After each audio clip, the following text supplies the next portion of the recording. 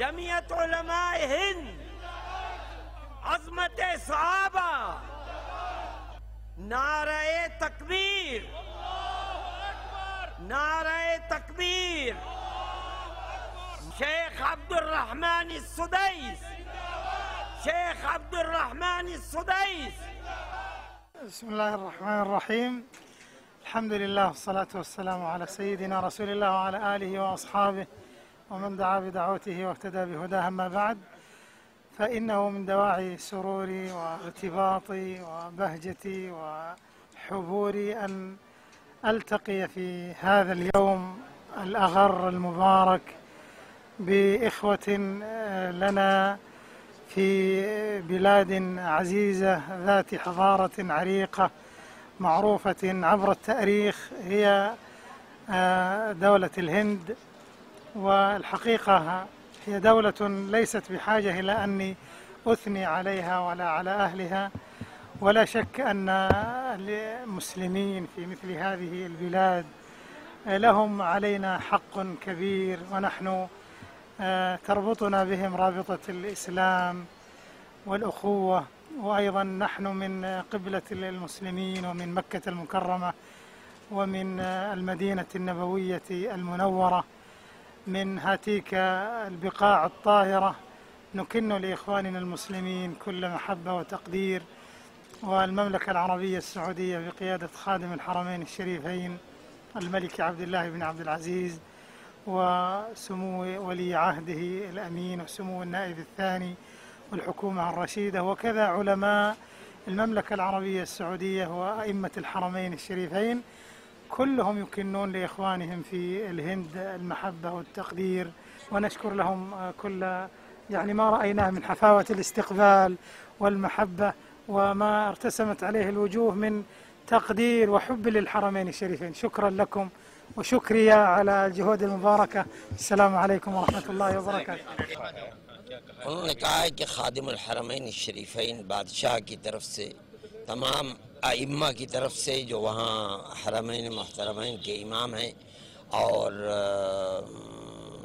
خود وہاں کے علماء کی طرف سے میں محبت کا پیغام لے کر کے ہندوستان میں آیا ہوں، اور ہندوستان کے علماء اور علمی اعتبار سے جو خدمت ہندوستان کے علماء نے کی ہے، ہمارے دل کے اندر اس کی بڑی قدردانی ہے، اور اس سلسلے کے اندر کچھ کہنے کی گنجائش نہیں ہے، اس لیے کہ یہ اتنی معروف اور اتنی مشہور چیز ہے کہ جس کو ہم محتاج نہیں ہیں اس کے کہ ہم اس سے لوگوں کو آشنا کرائیں. میں انسانیت کی بنیاد کے اوپر قطع نظر اس کے کہ کسی کا مذہب کیا ہے، انسانیت کے معاملے کو کرنا یہ ہندوستان کی تاریخ رہی ہے، اور میں سمجھتا ہوں کہ اس کے اندر زیادتی ہوگی، اور میں اسی پیغام کو لے کر کے آیا ہوں. وشكريا إخواننا في الهند، شكريا إخواننا في الهند، زندباد زندباد زندباد. جمعیت علماء ہند کے صدر تشریف لا رہے ہیں، نعروں سے استقبال کیجئے. نعرہ تکبیر، نعرہ تکبیر. جانشین شیخ الاسلام، جانشین شیخ الاسلام حضرت مولانا ارشد مدنی، حضرت مولانا ارشد مدنی، حضرت مولانا ارشد مدنی. نعرہ تکبیر، مولانا ارشد مدنی. صدر جمعیت علماء ہند، صدر جمعیت علماء ہند، امام حرم. بسم اللہ الرحمن الرحیم. الحمد للہ وکفا والصلاة والسلام علی سیدنا المصطفى وعلى آلہ واصحابہ وبارک وسلم تسلیما کثیرا کثیرا طیبا مبارکا فیہ مبارکا علیہ کما یحب ربنا ویرضى جل جلالہ عم نوالہ. حضرات، آپ حضرات بہت دیر سے یہاں تشریف فرما ہیں، اور اب اس کانفرنس کی باضابطہ کارروائی شروع کی جا رہی ہے. آپ حضرات میری طرف متوجہ ہوں، جو بات میں عرض کر رہا ہوں اس کو غور سے سنیں. کانفرنس کی کارروائی باضابطہ شروع کی جا رہی ہے. حضرت صدر محترم مولانا سید ارشد مدنی دامت برکاتہم تشریف فرما ہیں، اور انہی کی قیادت اور سیادت میں یہاں ہم جمع ہیں۔ قرآن مجید کی تلاوت کے لیے مادر علمی دارالعلوم دیوبند جو ہندوستان نہیں بلکہ پوری دنیا میں مشہور اور معروف ادارہ ہے، اس کے ایک عظیم استاد صاحب تشریف فرما ہیں۔ میری ان سے گزارش ہے کہ وہ آئیں اور آ کر کے قرآن پاک کی تلاوت کریں۔ جناب قاری شفیق صاحب استاد دارالعلوم دیوبند۔ اعوذ باللہ من الشیطان الرجیم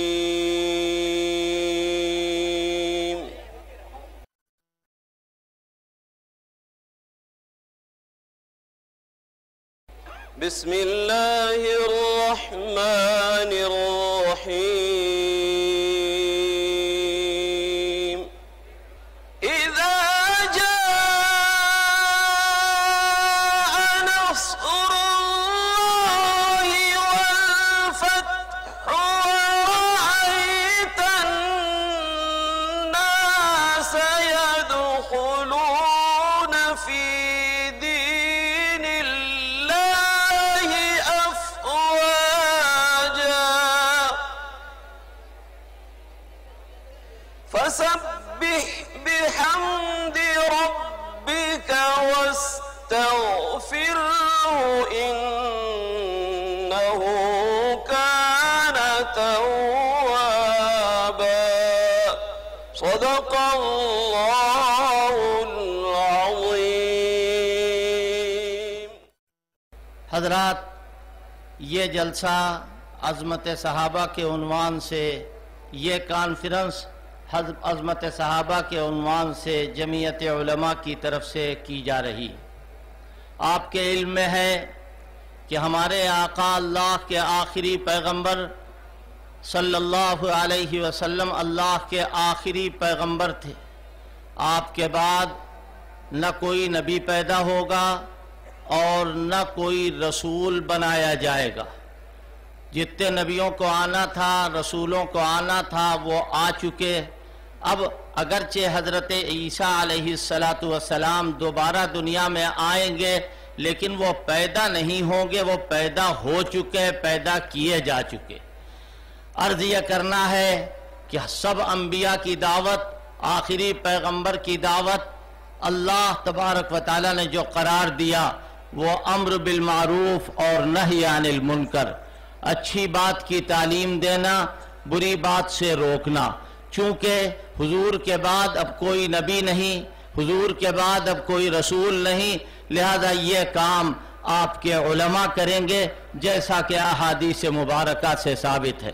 اور اللہ تعالیٰ کی مہربانی سے سب سے پہلے علماء امت جو گزرے ہیں وہ حضرات صحابہ گزرے ہیں۔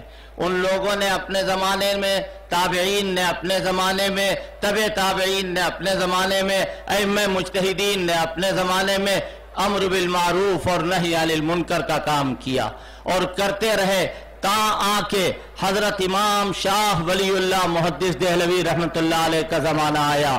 انہوں نے بھی امر بالمعروف اور نہی عن المنکر کا کام کیا۔ دارالعلوم دیوبند کا قیام عمل میں آیا۔ حضرت مولانا قاسم لانوتوی رحمۃ اللہ علیہ کا پیغام سامنے آیا، پیغام ہے امر بالمعروف اور نہی عن المنکر۔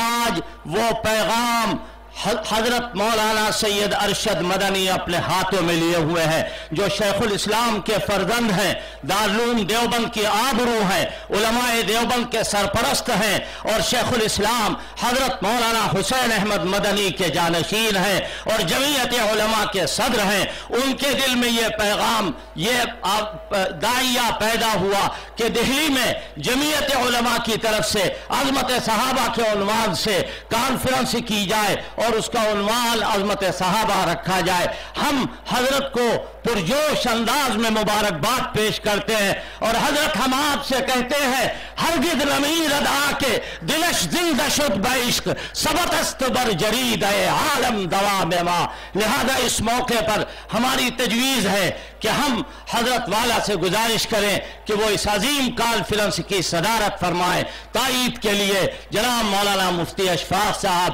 وہ تشریف لا رہے ہیں۔ بسم اللہ الرحمن الرحیم الحمد للہ رب العالمین والصلاة والسلام علی سید الانبیاء والمرسلین وعلی آلہ واصحابہ اجمعین۔ جس ذات گرامی کا اس عظیم الشان کانفرنس کی صدارت کے لیے نام پیش کیا گیا ہے، وہ ملت اسلامیہ ہند کے دلوں کی دھڑکن ہیں۔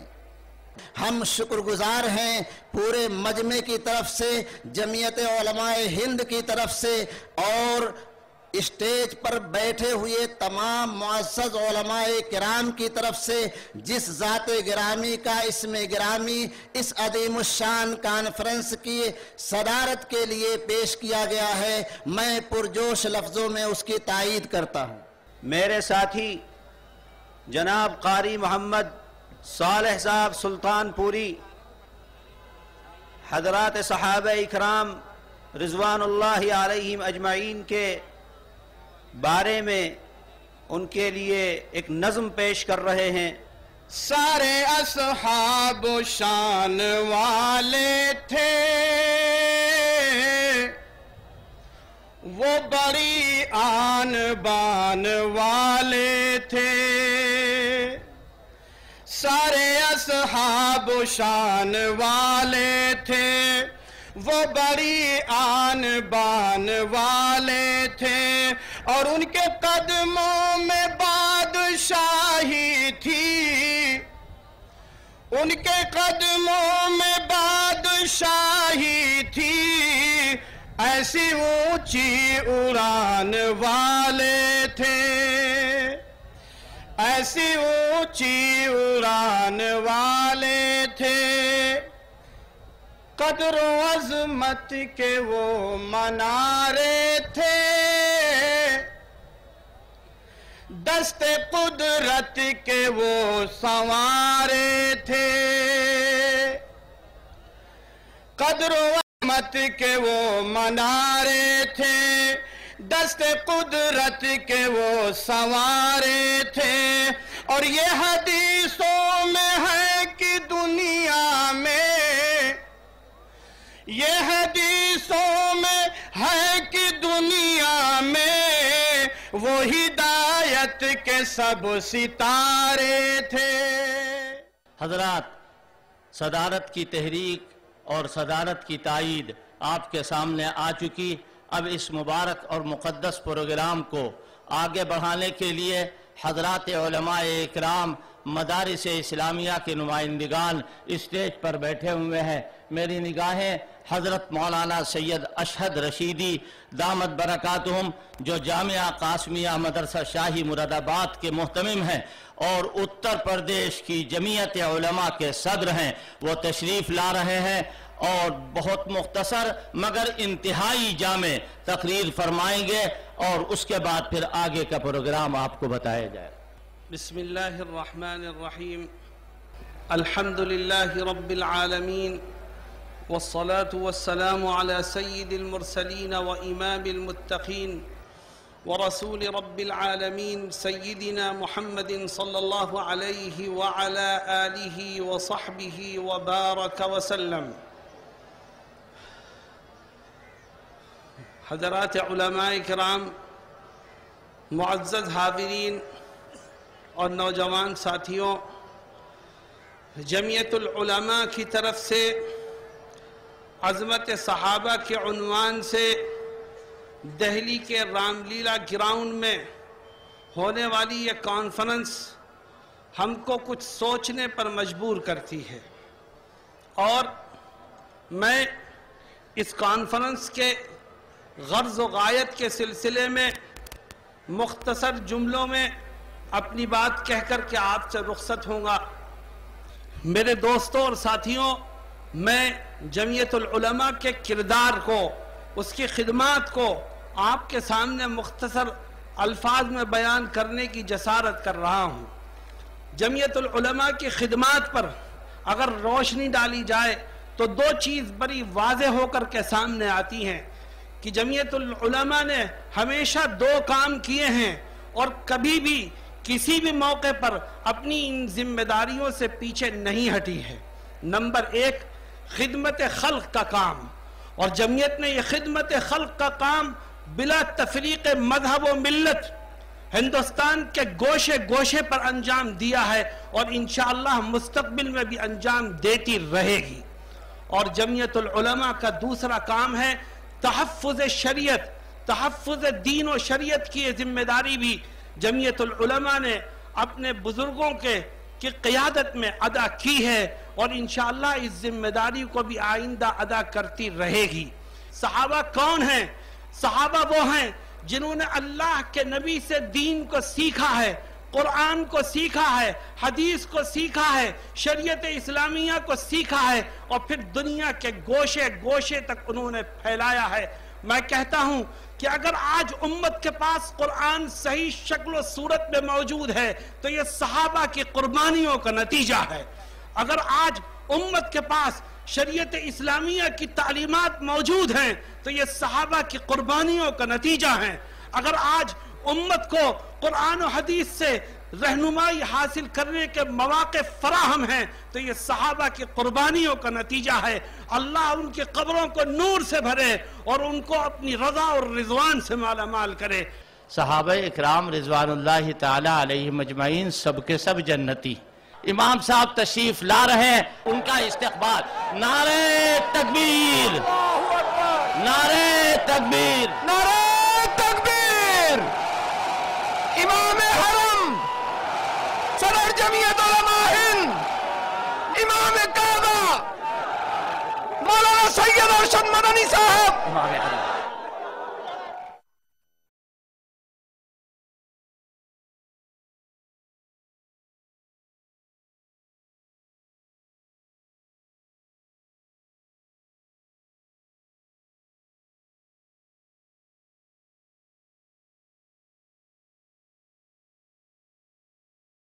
اللہ کے نیک بندوں کی زیارت بھی عبادت ہے، لہذا آپ سب تشریف رکھیے، اور الحمدللہ آپ نے ہماری اپیل پر لبیک کہا۔ حضرات امام حرم تشریف لا چکے ہیں، شیخ عبداللہ سدیس، سید عبدالرحمن سدیس جو خانہ کعبہ کے امام ہیں، عظمت صحابہ کانفرنس کو ہائی لائٹ کرنے کے لیے، جمعیت علماء کی بات میں نہیں کر رہا ہوں، عظمت صحابہ کانفرنس کی بات کر رہا ہوں، اس کو اعلیٰ پیمانے پر کرنے کے لیے اگر پوری دنیا میں من مشارق الارض و مغاربها، مشرق سے لے کے مغرب تک، شمال سے لے کے جنوب تک اگر کوئی عظیم ہستی ہو سکتی ہے تو وہ خانہ کعبہ کے امام ہو سکتے ہیں، جن کے بارے میں بجا طور پر کہا جا سکتا ہے کہ لا ینالہ شرف من العالم، لا ینالہ شرف من العالم،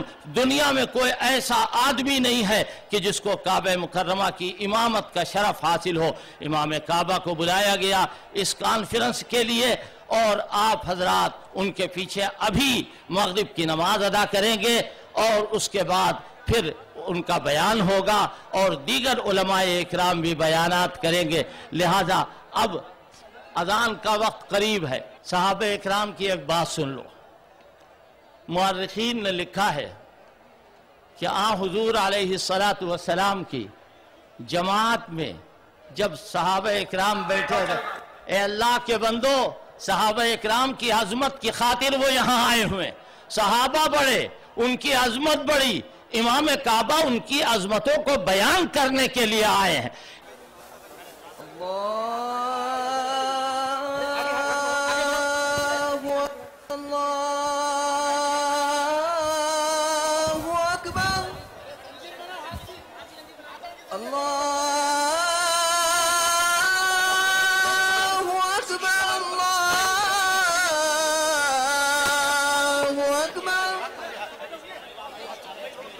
أشهد أن لا إله إلا الله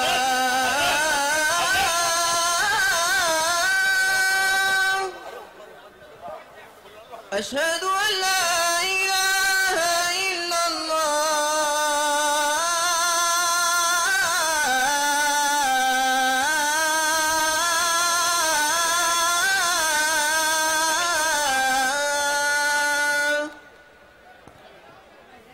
أشهد أن محمدا رسول الله.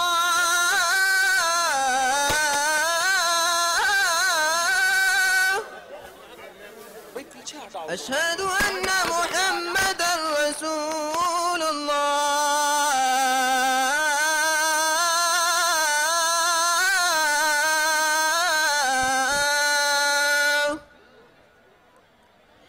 حي على الصلاة.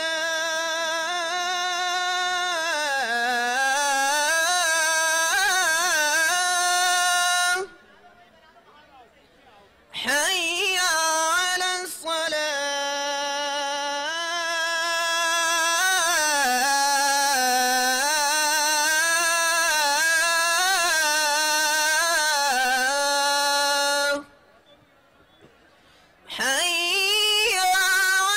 الفلاح.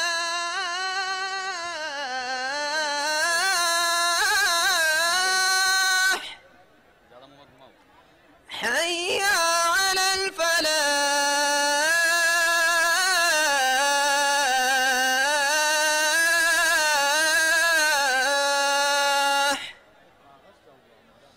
الله أكبر الله أكبر. لا إله إلا الله. الله أكبر الله أكبر الله أكبر الله أكبر. أشهد أن لا إله إلا الله. أشهد أن لا إله إلا الله. أشهد أن محمدا رسول الله. أشهد أن محمدا رسول الله. حي على الصلاة. حي على الصلاة. حي على الفلاح. حي على الفلاح.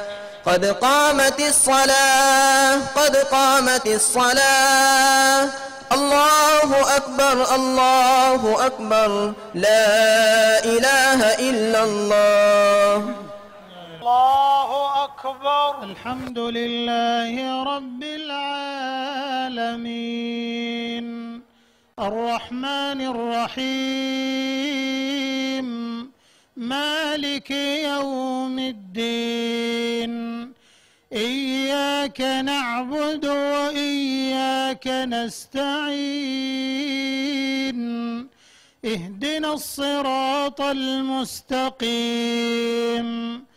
صراط الذين أنعمت عليهم غير المغضوب عليهم ولا الضالين.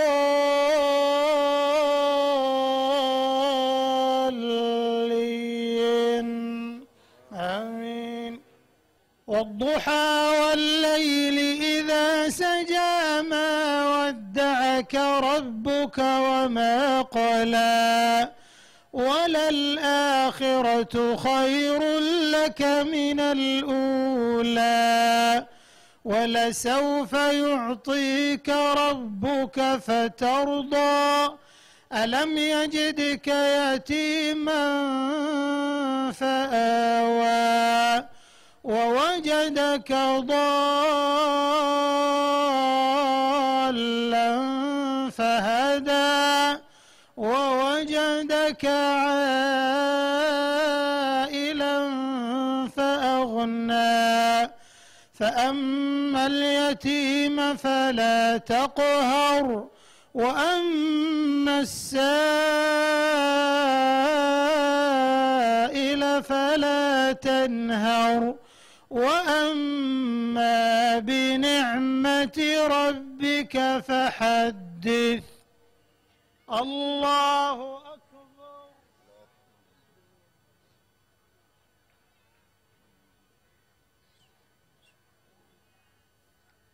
سمع الله لمن حمده.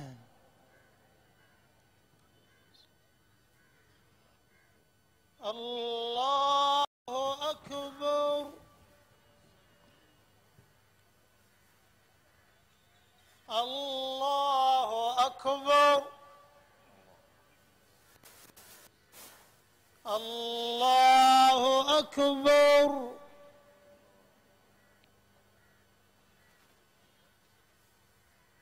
الله أكبر. الحمد لله رب العالمين الرحمن الرحيم مالك يوم الدين إياك نعبد وإياك نستعين اهدنا الصراط المستقيم صراط الذين أنعمت عليهم غير المغضوب عليهم ولا الضالين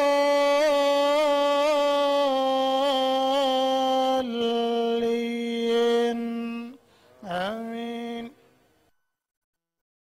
ألم نشرح لك صدرك ووضعنا عنك وزرك الذي أنقض ظهرك ورفعنا لك ذكرك فإن مع العسر يسرا إن مع العسر يسرا فإذا فرغت فانصب وإلى ربك فارغب. الله أكبر.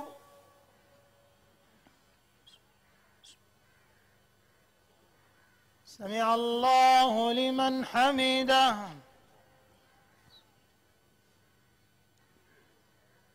الله أكبر.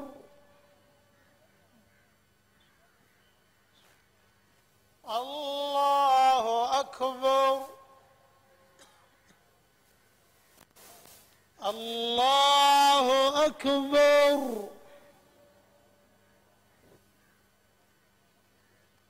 الله أكبر.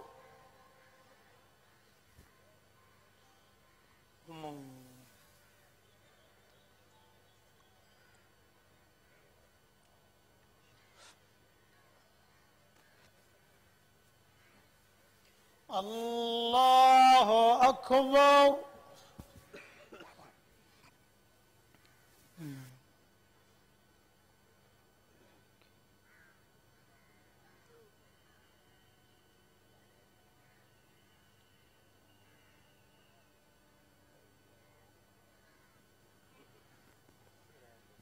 الله أكبر.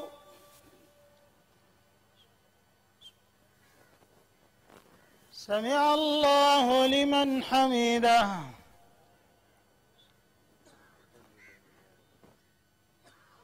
الله أكبر.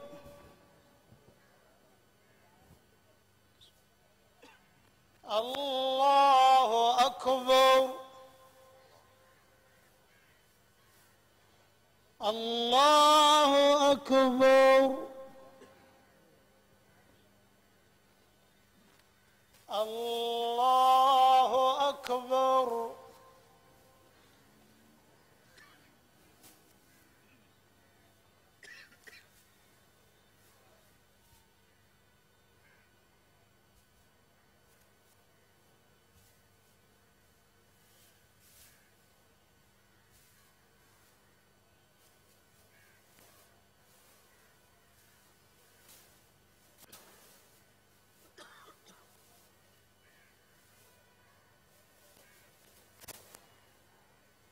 السلام عليكم ورحمة الله.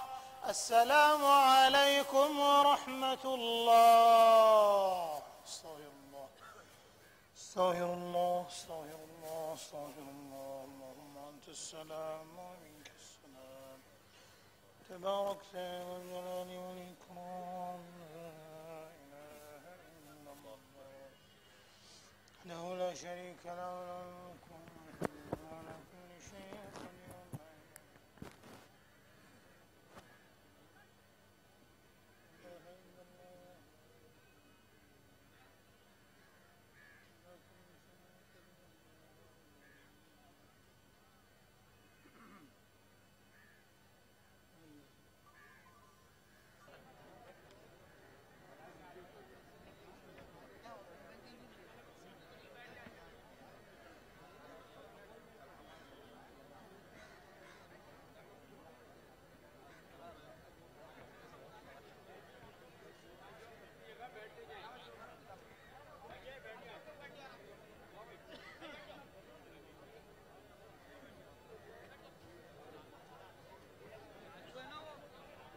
جناب قاری محمد صالح صاحب سلطان پوری ایک نظم آپ کے سامنے پیش کریں گے۔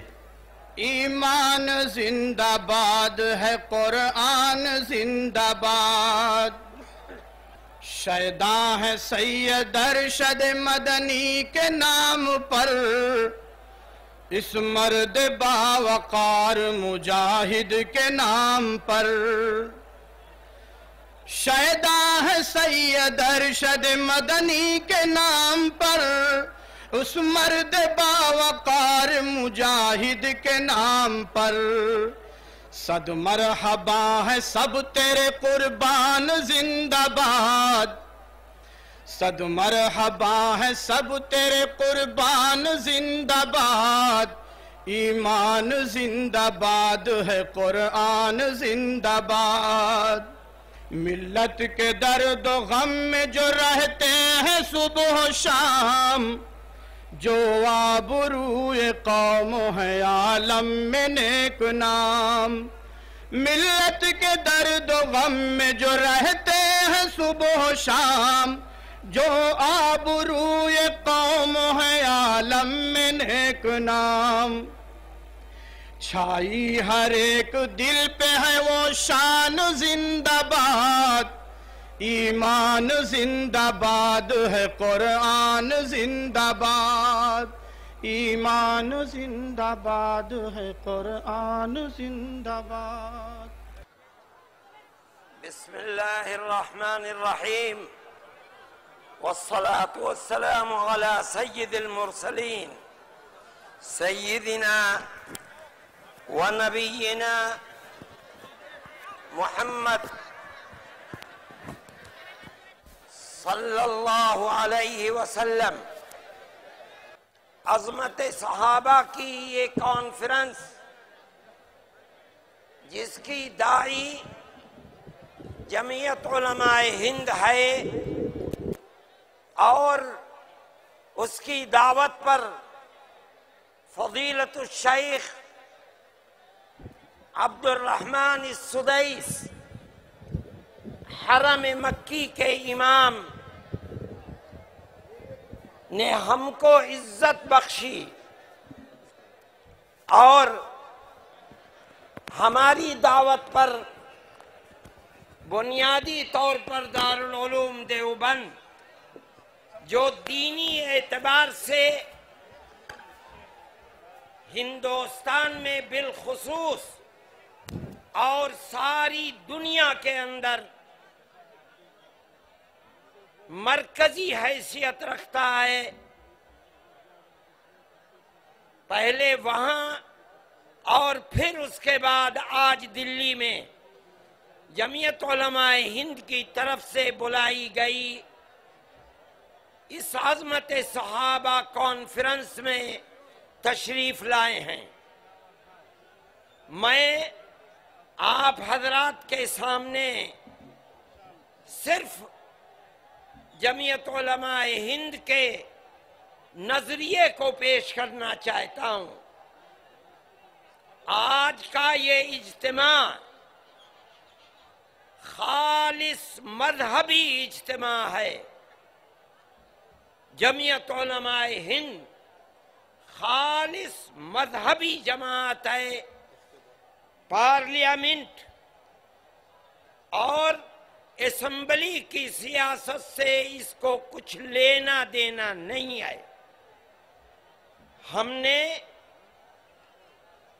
اس کانفرنس کے لیے جو موضوع رکھا ہے وہ بھی خالص مذہبی موضوع ہے۔ ہم نے جس شخصیت کو اپنا ضیف بنایا ہے، مہمان بنایا ہے، وہ خالص مذہبی شخصیت ہے۔ وہ حرم مکی کے امام محترم ہیں، سیاست سے ان کا کوئی تعلق نہیں ہے۔ ہمارا مقصد اس کے سوا کچھ نہیں ہے کہ وہ صحابہ کرام جنہوں نے اللہ کے نبی سے دین محمدی کو شریعت اسلامیہ کو، اللہ کی کتاب قرآن کو اور اس کی تفسیر کو یعنی حدیث کو جناب رسول اللہ صلی اللہ علیہ وسلم کی زبان محترم سے براہ راست لیا ہے بغیر کسی واسطے کے، اور وہ دین کے امین ہیں۔ انہوں نے اللہ کے نبی کی ذات والا صفات سے علم کو لیا اور ان لوگوں تک پہنچا دیا جو اس وقت موجود نہیں تھے۔ یہ ایک امانت تھی، اللہ کی امانت نبی کے پاس تھی۔ نبی نے یہ امانت 23 سال میں صحابہ کو منتقل کی، اور حجۃ الوداع میں جب آپ اس دنیا سے تشریف لے جانے والے تھے اور 3 مہینے کے بعد آپ اس دنیا سے چلے گئے، تو آپ نے مینا میں حجۃ الوداع میں تقریر کی، اور اپنی اس تقریر کے اندر ایسا لگتا ہے کہ 23 سال میں جو تعلیمات دی تھیں ان کو دوبارہ مختصر انداز میں یاد دلا دیا، اور آخر میں صحابہ سے پوچھا الا هل بلغت، سب نے کیا میں نے اللہ کی امانت تم کو پہنچا دی؟ سب نے بیک زبان کہا بلا یا رسول اللہ، آپ نے اللہ کی امانت ہم کو پہنچا دی۔ 3 مرتبہ اس طرح انگلی اٹھا کر فرمایا اللہم اشہد، اللہم اشہد، اللہم، اے اللہ آپ گواہ بن جائیے، آپ نے مجھے جو امانت انہیں سونپنے کے لیے دی تھی میں نے آپ کی وہ امانت پہنچا دی۔ اور بیک زبان یہ کہہ رہے ہیں کہ یا رسول اللہ آپ نے امانت کی ادائیگی کا حق ادا کر دیا۔ میرے محترم بزرگوں اور دوستوں، اس طبقے کے بعد قیامت تک دنیا میں کوئی طبقہ ایسا نہیں پیدا ہوگا کہ جس طبقے کو اللہ کے نبی سید الانبیاء والمرسلین نے بغیر کسی واسطے کے دین اور شریعت کو سمجھایا ہے، ان کی تربیت کی ہے۔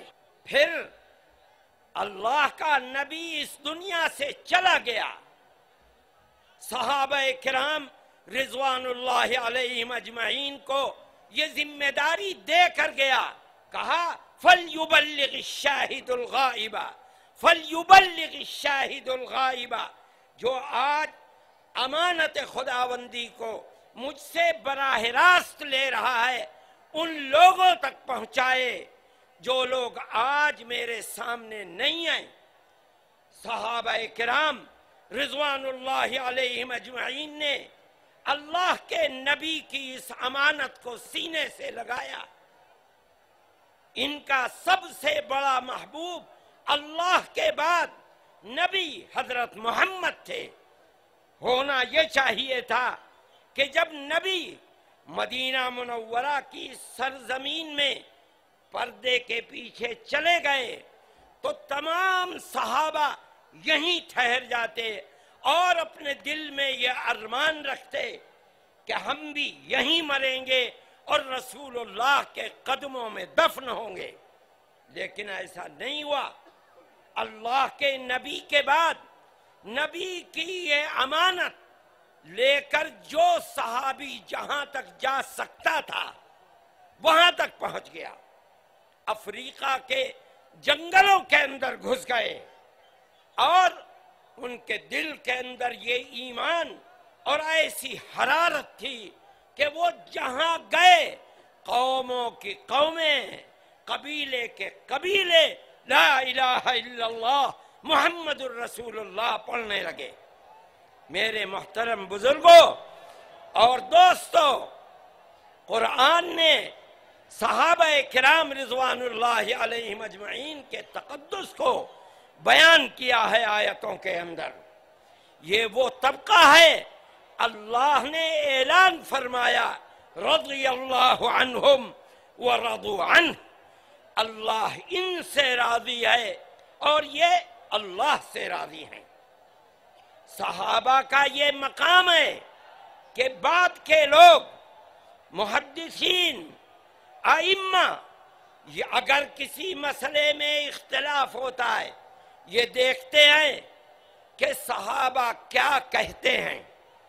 اگر صحابہ بھی آپس میں اختلاف کرتے ہیں تو ان کا یہ قول اور عقیدہ ہے کہ الحق مع الصحابہ، حق صحابہ کے ساتھ ہے، اسی میں سے کسی ایک قول کو ترجیح دیتے ہیں، اس سے باہر نہیں جاتے۔ اس کا مطلب ہے کہ دین اور شریعت کے ارد گرد صحابہ نے گھیرا بنا رکھا ہے، شریعت اس گھیرے سے باہر نہیں ہے۔ اس لیے صحابہ کا احترام اس امت نے اپنے ایمان کا جز قرار دیا ہے۔ ہر باطل جب آگے بڑھتا ہے اور دین اسلام میں نقب لگانا چاہتا ہے، ہمیشہ ہر باطل نے اس گھیرے کو توڑنے کی کوشش کی ہے اور صحابہ کی شخصیت کو مجروح کیا ہے۔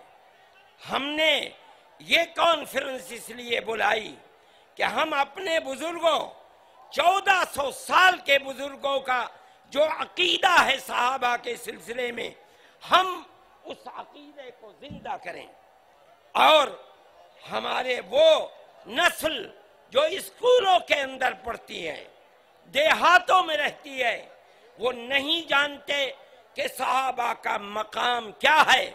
ہم نے یہ چاہا کہ ہم صحیح دین، صحیح عقیدہ امت تک پہنچائیں۔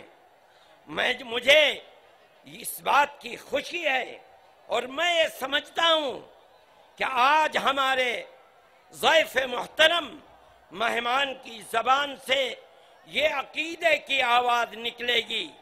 آپ سارے ہندوستان سے آئے ہوئے ہیں، یہ میڈیا سارے ہندوستان کو دکھلا رہا ہے، ہر گھر تک یہ آواز پہنچے گی کہ آج سے 1400 سال پہلے اللہ کے نبی نے ہمیں کیا عقیدہ دیا تھا صحابہ کے سلسلے میں، اور ہم یہ کہیں گے کہ ہم آج اس عقیدے کو اپنے سینے سے لگائے ہوئے ہیں۔ میرے محترم بزرگوں اور دوستوں، میں یہی بات کہنا چاہتا تھا، صحابہ کے سلسلے میں اپنے عقیدے کو درست رکھو۔ ہم جلسے کے آخر میں ایک اعلامیہ آپ کو پڑھ کر سنائیں گے اور یہ کوشش کریں گے کہ ہمارا یہ اعلامیہ پوری دنیا کے اندر، خصوصیت سے ہندوستان کے اندر پہنچے، تاکہ گھر گھر میں عقیدے کی اصلاح ہو اور دنیا یہ جانے کہ صحابہ کا ہمارے اوپر کیا حق ہے۔ میں آپ حضرات کے سامنے نعرہ لگانا چاہتا ہوں، اور میرا نعرہ ہوگا عظمت صحابہ، مکانت صحابہ، اور آپ سب حضرات اللہ اکبر کا نعرہ لگائیں گے۔ تیار ہوں؟ میں کہتا ہوں عظمت الصحابہ، مکانت الصحابہ، اللہ اکبر، عظمت صحابہ، اللہ اکبر، مکانت صحابہ، اللہ اکبر، عظمت صحابہ، اللہ اکبر، مکانت صحابہ۔ اللہ اکبر۔ ہمارے مہمان محترم، زندہ باد، ہمارے ضیف محترم، زندہ باد، ہمارے ضیف محترم، زندہ باد، جمعیت علماء ہند، زندہ باد، جمعیت علماء ہند، زندہ باد، جمعیت علماء ہند، زندہ باد، اسلام، زندہ باد، اسلام، زندہ باد، اسلام۔ زندہ باد۔ احترام کے ساتھ اس مقدس گروہ کے سلسلے میں جسے اللہ رب العزت والجلال نے عظمتوں کا سب سے اعلیٰ مقام عطا فرمایا تھا، انبیاء کرام کے بعد کے نام پر اور ان کی عظمت کے نام پر ہم یہاں اکٹھا ہو گئے ہیں۔ اللہ رب العزت والجلال نے رضی اللہ عنہم، اللہ ان سے راضی ہو گیا اور وہ سراپا اللہ سے راضی ہو کر کے گئے۔ کنتم خیر امت کے اولی مخاطبین، کہ حقیقت میں روئے زمین پر سب سے تم ہی زیادہ افضل ہو، سب سے خیر امت تم ہی ہو۔ میری بڑی خوش نصیبی ہے کہ میں یہاں حاضر ہوں اور جمعیت علماء ہند کو بجا طور پر میں یہ مبارکبادی دینا چاہتا ہوں، جس نے اللہ رب العزت والجلال کی سب سے مقدس اس جماعت کے سلسلے میں یہ عظیم الشان کانفرنس بلائی ہے۔ یہ بہت بڑی سعادت ہے اور ہم سب کی طرف سے یہ جمعیت ہمارے شکریہ کے مستحق ہے۔ اب مظاہر علوم سہارنپور کے اہم ذمہ دار حضرت مولانا شاہد صاحب مظاہری تشریف لا رہے ہیں، ان کی مبارک زبان سے ان کی عقیدت دربار صحابہ اکرام سماعت فرمائیے۔ شیخ الاسلام ابن تیمیہ رحمۃ اللہ علیہ کے یہ ارشاد کہ قیامت تک مسلمانوں کے پاس جتنی بھی خیر ہے اور اس خیر کا تعلق دین کے جس معاملے سے ہو، چاہے عبادات سے ہو، چاہے معاملات سے ہو، چاہے اخلاقیات سے ہو، چاہے عبادات سے ہو، چاہے معاشرت سے ہو، یہ تمام کے تمام حضرات صحابہ کرام اور خلفائے راشدین کی کوششوں کا نتیجہ ہے۔ اس لیے قیامت تک جتنے بھی افراد امت آئیں گے ان سب کے اوپر حضرات صحابہ کرام رضوان اللہ تعالی علیہ مجمعین کا احسان ہے۔ حضرت مولانا جلال الدین عمری امیر جماعت اسلامی ہند تشریف لا رہے ہیں، میری ان سے گزارش ہے کہ 5 منٹ میں اپنی بات پوری کریں۔ الحمدللہ رب العالمین والصلاة والسلام علی سید المرسلین وعلی آلہ واصحابہ اجمعین ومن تبعہم بإحسان الی یوم الدین رضوان اللہ تعالی علیہم اجمعین۔ اما بعد، صاحب الفضیلہ الشیخ عبد الرحمن السدیس حفظہ اللہ، محترم مولانا سید محمد ارشد مدنی صدر جمعیت العلماء ہند، بزرگوں اور دوستوں، میں سب سے پہلے اپنی طرف سے اور جماعت اسلامی ہند کی طرف سے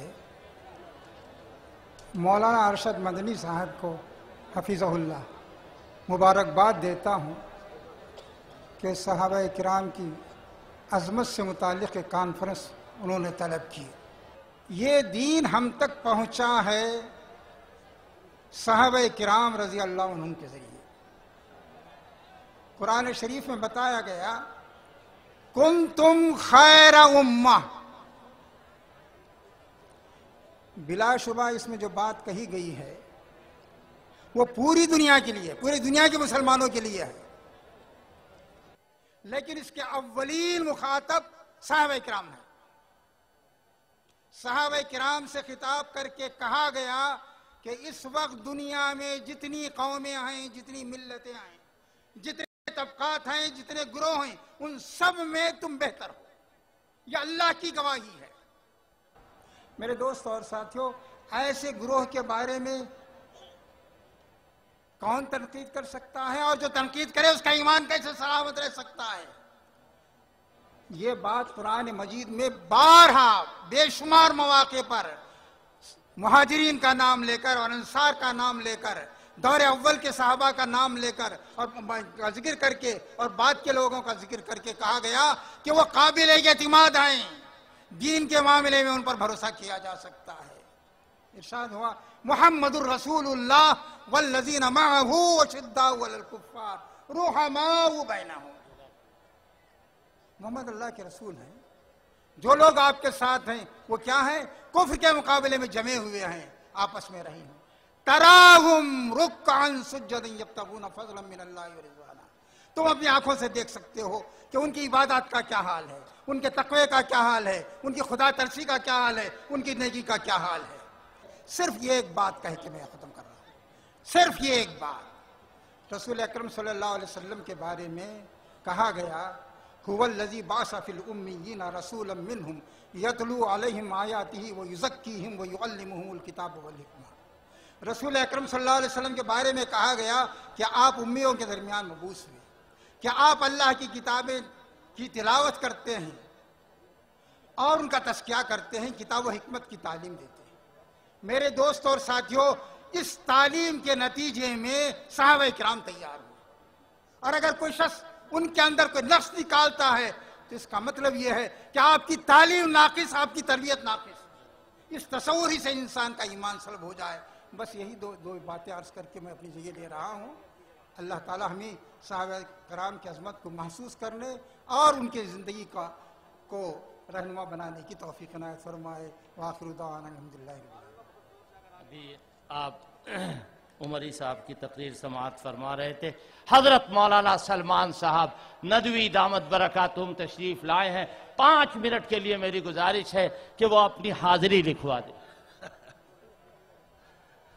अल्हम्दुलिल्लाहि रब्बिल आलमीन वस्सलातु वस्सलामु अला सय्यिदिल मुरसलीन मुहम्मद व आलिहि व सहबिहि अजमईन।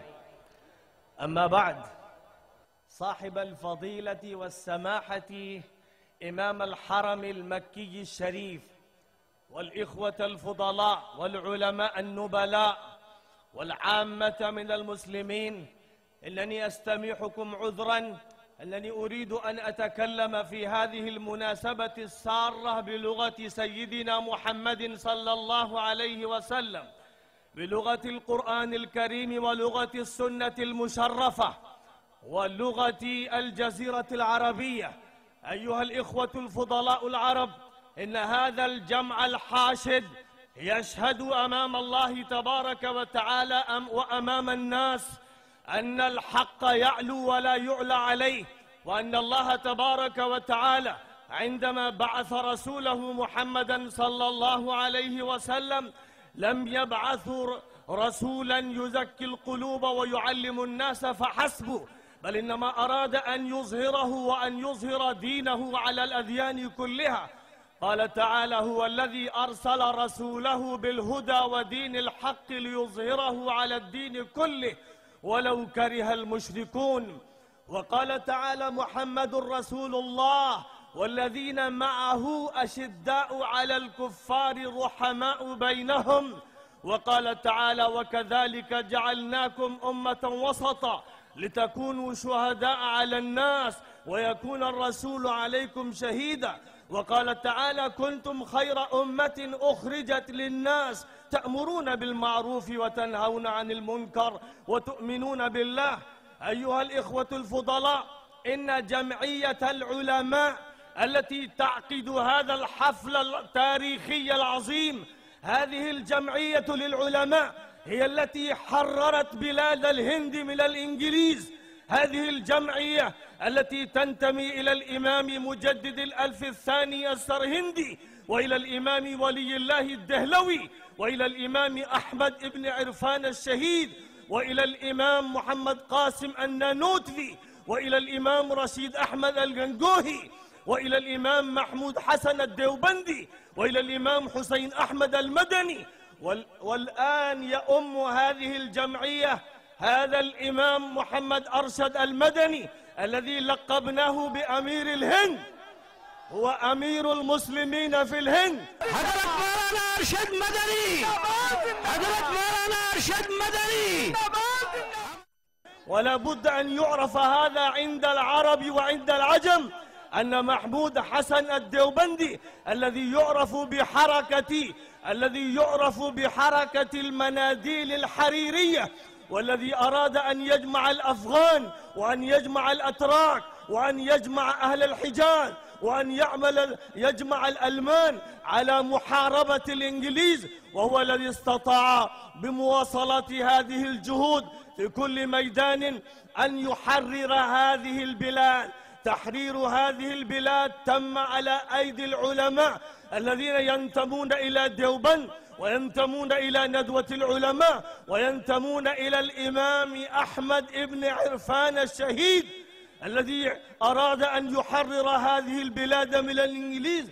ولا بد أن يعرف أن الرسول صلى الله عليه وسلم إنما بعث ليحرر العالم أجمع. ولا بد أن نتذكر هنا بعد ذكر الخلفاء الراشدين وكبار الصحابة نتذكر ذلك الصحابي الذي وقف أمام رستم.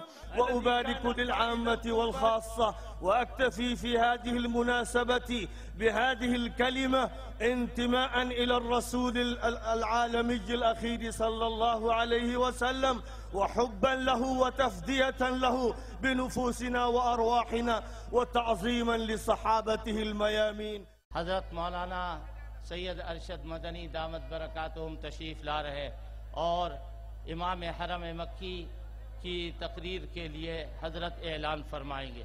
ایک بات یاد رکھیے، یہ کانفرنس عظمت صحابہ کے سلسلے میں یہاں منعقد کی گئی ہے اور عظمت صحابہ کے سلسلے میں جو کچھ عرض کیا گیا اس کا تعلق عقیدے سے ہے، تفصیلات کا موقع نہیں.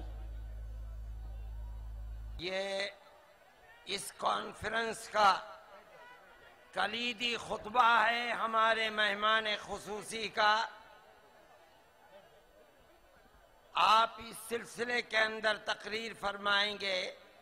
آپ سب حضرات کا اتنے جم غفیر کا یہاں اجتماع جس حسن عقیدت کو لے کر آیا ہے، ہم یہ سمجھتے ہیں کہ انشاءاللہ آپ کی یہاں تشریف آوری قبول بھی ہوگی.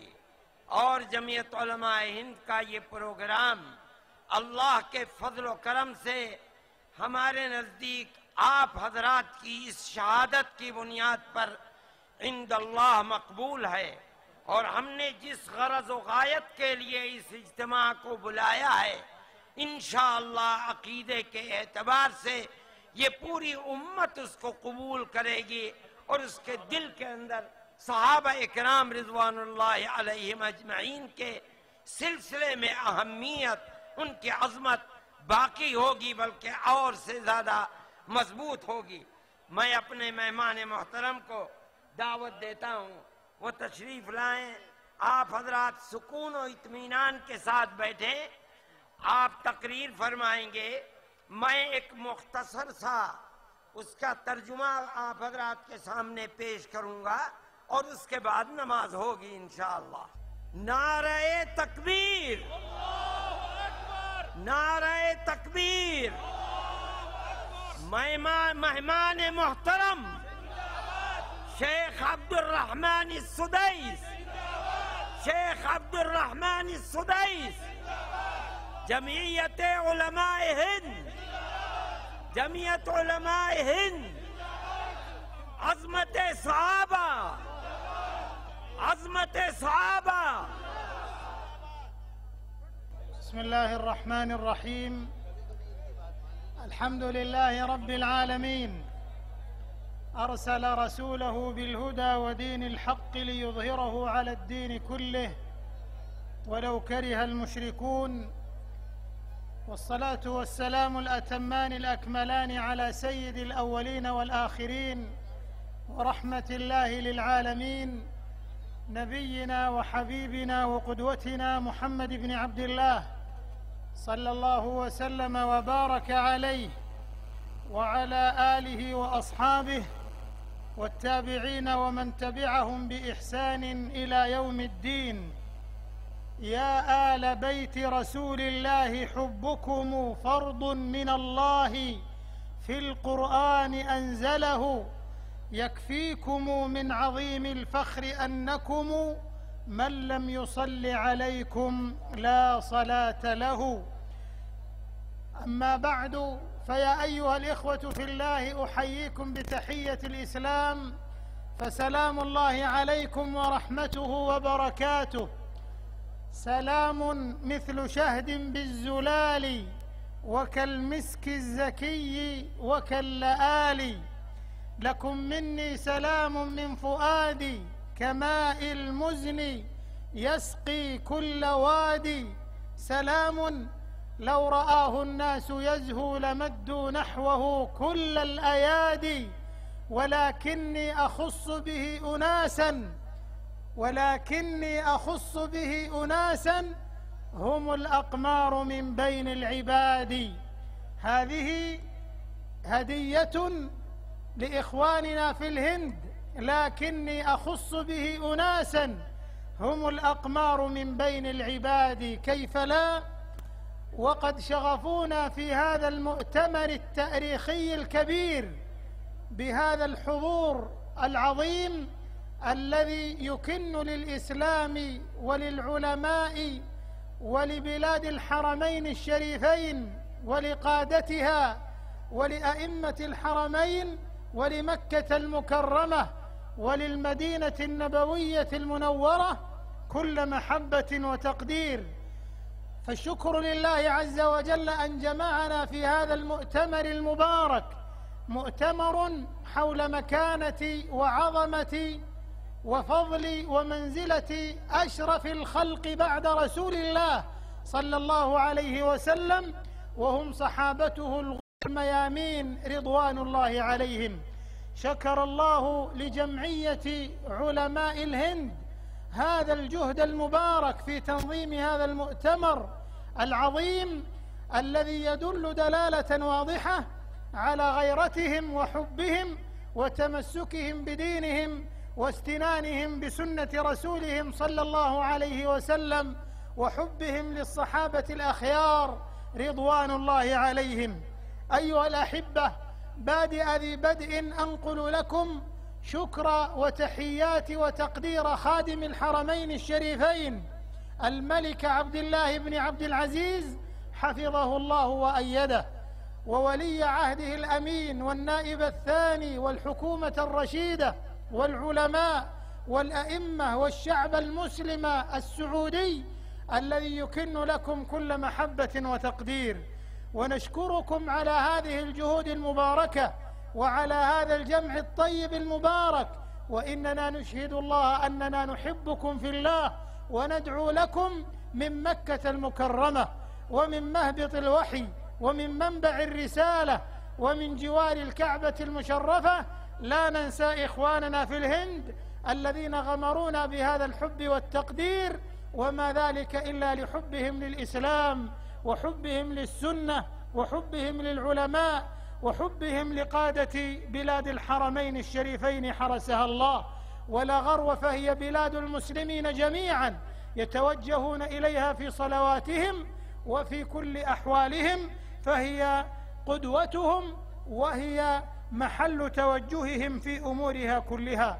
أيها الإخوة في الله، إن الحديث عن هذا المؤتمر العظيم حديث غاية في الأهمية، ولذا فقد سبقني الإخوة الفضلاء الذين تحدثوا في هذا الموضوع المهم، وهو في الواقع موضوع الساعة وموضوع كل ساعة إلى قيام الساعة. حب صحابة رسول الله صلى الله عليه وسلم دين ندين لله عز وجل به، ولا يمكن أن يتخلى عنه المسلم طرفة عين، بل إن حب صحابة رسول الله صلى الله عليه وسلم في شغاف قلب كل مسلم، ولا يمكن أن يتم إسلامه إلا بمحبتهم وتوقيرهم. أولئك أصحاب النبي وحزبه، ولولاهم ما كان في الأرض مسلم، ولولاهم بعد الله كادت تميد بأهلها، ولكن رواسيها وأوتادها هم، ولولاهم كانت ظلاما بأهلها، ولكن هم فيها بدور وأنجم. رضي الله عنهم وأرضاهم. سأتناول في الحديث عن هذه القضية المهمة وعن موضوع هذا المؤتمر العناصر الآتية: أهمية الموضوع، ثانيا المراد بالصحابة رضي الله عنهم، ثالثا شيء من فضائلهم، رابعا أدلة فضلهم ومكانتهم ومنزلتهم من القرآن العظيم، خامسا أدلة مكانتهم من السنة النبوية المطهرة. سادسا أقوال أهل العلم والسلف الصالح، أقوال أهل العلم والسلف الصالح في مكانتهم وفضلهم. سابعا حكم سبهم والتعرض إليهم. ثامنا واجب المسلم حيالهم.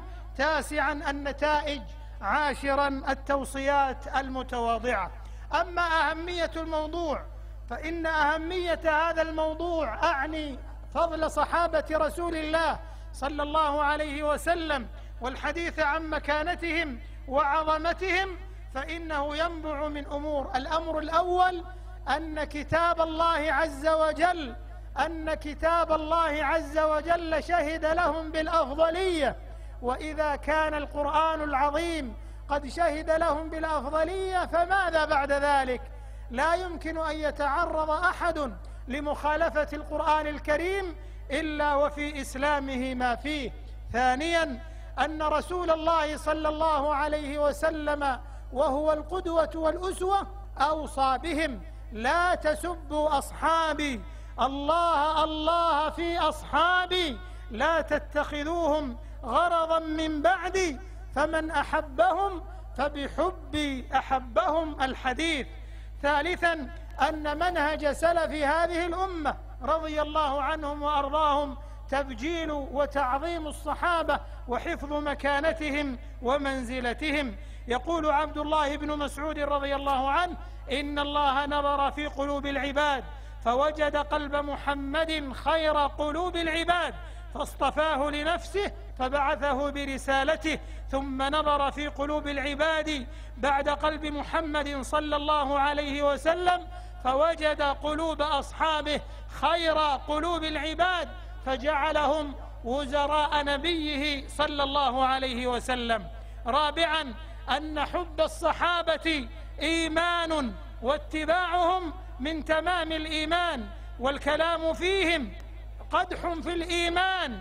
يقول صلى الله عليه وسلم: لا يحب الأنصار إلا مؤمن ولا يبغضهم إلا منافق، فمن أحبهم أحبه الله ومن أبغضهم أبغضه الله. خامسا أننا نعيش في هذا العصر تحديات كثيرة ينبغي أن نعالجها بالنظر في مكانة صحابة رسول الله صلى الله عليه وسلم ولزوم منهجهم والأخذ منهم. سادسا وأخيرا أنه لا يمكن أن نصل إلى شريعة الله ونعرف سنة رسول الله صلى الله عليه وسلم إلا من خلال صحابة رسول الله عليهم الصلاة والسلام، فهم الذين نقلوا لنا الوحي بعد رسول الله صلى الله عليه وسلم وبينوا لنا السنة وبينوا بفعلهم واقتدائهم وسندهم إلى رسول الله صلى الله عليه وسلم سنة الهادي الأمين عليه الصلاة والسلام. أيها الإخوة الفضلاء، المراد بالصحابة هم كل من لقي رسول الله صلى الله عليه وسلم مؤمنا به ومات على ذلك. عرف الإمام البخاري رحمه الله الصحابي بقوله: من صحب النبي صلى الله عليه وسلم أو رآه من المسلمين فهو من أصحابه. ويقول الحافظ ابن حجر رحمه الله: وأصح ما وقفت عليه من ذلك أن الصحابي من لقي النبي صلى الله عليه وسلم مؤمنا به ومات على الإسلام، فيدخل في من لقيه من طالت مجالسته له أو قصرت، ومن روى عنه أو لم يروي، ومن غزا معه أو لم يغزو، ومن رآه رؤية ولو لم يجالس، ومن لم يره لعارض كالعمى. ويقول الإمام أحمد رحمه الله: من أصحاب رسول الله صلى الله عليه وسلم أهل بدر، فقال: ثم أفضل الناس بعد هؤلاء أصحاب رسول الله صلى الله عليه وسلم، القرن الذي بعث فيهم كل من صحبه سنة أو شهرا أو يوما أو ساعة أو رآه فهو من أصحابه، له من الصحبة على قدر من صحبه، وكانت سابقته معه وسمع منه ونظر إليه. أما فضائل الصحابة رضي الله عنهم في كتاب الله عز وجل فكثير هي الآيات العظيمة التي جاءت بفضلهم. يقول الله عز وجل: محمد رسول الله والذين معه أشداء على الكفار رحماء بينهم تراهم ركعا سجدا يبتغون فضلا من الله ورضوانا سيماهم في وجوههم من أثر السجود ذلك مثلهم في التوراة ومثلهم في الإنجيل كزرع أخرج شطأه فآزره فاستغلظ فاستوى على سوقه يعجب الزراع ليغيظ بهم الكفار وعد الله الذين آمنوا وعملوا الصالحات منهم مغفرة وأجرا عظيما.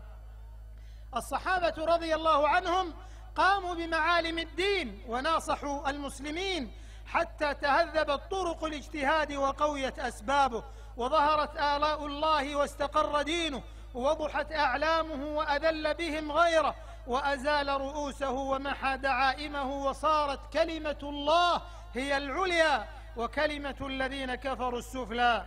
ومن الأدلة على ذلك قوله صلى الله عليه وسلم قوله سبحانه وتعالى لقد رضي الله عن المؤمنين إذ يبايعونك تحت الشجرة. ذكر الإمام أبو أيوب السختياني في فضائل الصحابة فكان مما قال من أحب أبا بكر فقد أقام الدين ومن أحب عمر فقد أوضح السبيل ومن أحب عثمان فقد استنار بنور الله ومن أحب عليا فقد استمسك بالعروة الوثقى ومن قال الحسنى في أصحاب رسول الله صلى الله عليه وسلم فقد برئ من النفاق فإن أبا بكر خليفة ربه وكان أبو حفص على الخير يحرص وأشهد ربي أن عثمان فاضل وأن عليا فضله متخصص أئمة قوم يهتدى بهداهم لحى الله من إياهم يتنقص. يقول الإمام مالك رحمه الله من يبغض أحدا من أصحاب رسول الله صلى الله عليه وسلم وكان في قلبه عليهم غل فليس له حق في فيء المسلمين. ويقول الإمام الطحاوي رحمه الله صاحب العقيدة الطحاوية وحب أصحاب رسول الله صلى الله عليه وسلم والتابعون لهم بإحسان والمهاجرون منهم والأنصار حبهم إيمان وبغضهم نفاق وعصيان وهم لا يذكرون إلا بالجميل ومن ذكرهم بغير الجميل فهو على غير سواء السبيل. أما شيخ الإسلام ابن تيمية رحمه الله فعد من أصول أهل السنة والجماعة سلامة قلوبهم وألسنتهم لأصحاب رسول الله صلى الله عليه وسلم. ويقول الإمام ابن القيم رحمه الله أفقه الأمة وأبرها قلوبا وأعمقها وأقلها تكلفا وأصحها قصودا وأكملها فطرة وأتمها إدراكا وأصفاهم أذهانا الذين شاهدوا التنزيل وعرفوا التأويل وفهموا مقاصد الرسول صلى الله عليه وسلم. وقل خير قول في الصحابة كلهم ولا تك طعانا تعيب وتجرح فقد نطق الوحي المبين بفضلهم وفي الفتح آي للصحابة تمدح وأنصاره والهاجرون ديارهم بنصرتهم عن كية النار زحزحوا أولئك قوم قد عفى الله عنهم فأحببهم صدقا فإنك تفرح.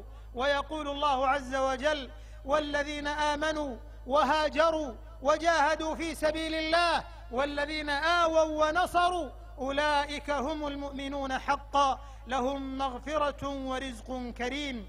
يقول الإمام القرطبي رحمه الله في قوله أولئك هم المؤمنون حقا أي حققوا إيمانهم بالهجرة والنصرة فحقق الله إيمانهم بالبشارة لهم مغفرة ورزق كريم. ويقول سبحانه والسابقون الأولون من المهاجرين والأنصار والذين اتبعوهم بإحسان رضي الله عنهم ورضوا عنه وأعد لهم جنات تجري تحتها الأنهار خالدين فيها أبدا ذلك الفوز العظيم. وأما أدلة مكانة الصحابة رضي الله عنهم من السنة ففي حديث عبد الله بن مسعود رضي الله عنه قال رسول الله صلى الله عليه وسلم: خير الناس قرني ثم الذين يلونهم ثم الذين يلونهم. والأحاديث في هذا أحاديث كثيرة، منها حديث أبي بردة في قوله صلى الله عليه وسلم: أنا أمنة لأصحابي فإذا ذهبت أتى أصحابي ما يوعدون، وأصحابي أمنة لأمتي فإذا ذهب أصحابي أتى أمتي ما يوعدون. ذكر الإمام النووي رحمه الله في شرح هذا الحديث: ومعنى الحديث أن النجوم ما دامت باقية فالسماء باقية، فإذا انكدرت النجوم وتناثرت في القيامة وإذا السماء انفطرت وانشقت وذهبت. وقوله أنا أمنة لأصحابي أي من الفتن والحروب وارتداد من ارتد من الناس، والصحابة أمنة لهذه الأمة من الفتن ومن البدع ومن المخالفات، فرضي الله عنهم وأرضاهم. يقول الإمام الحافظ ابن حجر رضي الله عنه ورحمه بسنده إلى أبي زرعة الرازي رحمه الله: إذا رأيت الرجل ينتقص أحدا من أصحاب رسول الله صلى الله عليه وسلم فاعلم أنه زنديق، وذلك أن الرسول حق والقرآن حق وما جاء به حق، وإنما أدى إلينا ذلك كله الصحابة رضي الله عنهم، وهؤلاء يريدون أن يجرحوا شهودنا ليبطلوا الكتاب والسنة. ويقول الإمام ابن حزم رحمه الله: الصحابة كلهم من أهل الجنة قطعا، إن الذين سبقت لهم منا الحسنى أولئك عنها مبعدون. وحكى الإجماع أيضا على عدالتهم إمام الحرمين رحمه الله، ويقول في ذلك أنهم نقلة الشريعة، فلو ثبت توقف في رواياتهم لانحصرت الشريعة على عصر رسول الله صلى الله عليه وسلم. أما الخطيب البغدادي فيقول: عدالة الصحابة ثابتة معلومة بتعديل الله لهم وإخباره عن طهارتهم واختياره لهم في نص القرآن. ووصف رسول الله صلى الله عليه وسلم الصحابة بمثل ذلك، وأطنب في تعظيمهم وأحسن الثناء عليهم. والأخبار في هذا والنقول عن أئمة العلم كثيرة. ويقول الإمام الحافظ ابن كثير: والصحابة كلهم عدول عند أهل السنة والجماعة، لما أثنى الله عليهم في كتابه العزيز، ولما نطقت به السنة النبوية في مدحهم والثناء عليهم، وما بذلوه رضي الله عنهم من الأموال والأرواح بين يدي رسول الله صلى الله عليه وسلم، رغبة فيما عند الله من الثواب الجزيل والجزاء الجميل. أما سب صحابة رسول الله صلى الله عليه وسلم فإنه أمر خطير وعظيم. يقول الإمام مالك رحمه الله: الذي يسب أصحاب رسول الله صلى الله عليه وسلم ليس له سهم أو نصيب في الإسلام. ويقول الإمام بشر بن الحارث رحمه الله: ومن شتم أصحاب رسول الله صلى الله عليه وسلم فليس من المسلمين وإن صام وصلى وزعم أنه من المسلمين. وسأل أبو بكر المروزي الإمام أحمد رحمه الله عمن شتم الصحابة فقال: ما أراه على الإسلام. وهكذا أيها الإخوة تبين لنا مكانة صحابة رسول الله صلى الله عليه وسلم، وأنهم خير القرون وأفضلها، وأنهم مبرؤون من فوق 7 سماوات، وأنهم معدلون أيضا بتعديل الله عز وجل لهم. وخاتمة هذا البحث أو قبل ذلك: كيف يرضى مسلم يشهد أن لا إله إلا الله وأن محمد رسول الله بالطعن في صحابة رسول الله صلى الله عليه وسلم؟ وملخص القول ونتيجته في قضايا وأمور، أهمها أولا أن الصحابة كلهم عدول رضي الله عنهم وأرضاهم. ثانيا أنهم دون استثناء في الجنة كما شهد لهم رسول الله صلى الله عليه وسلم. ثالثا أن الله قد من عليهم جميعا برضاه فرضي الله عنهم ورضوا عنه.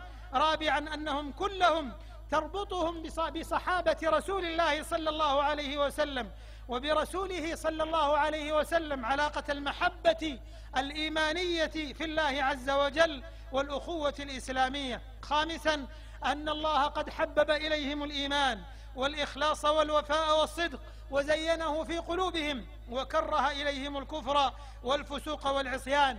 سادسا أنهم صفوة خلق الله بعد الأنبياء عليهم الصلاة والسلام. سابعا أن من أحبهم فقد أحب رسول الله صلى الله عليه وسلم ومن أبغضهم فقد أبغضه.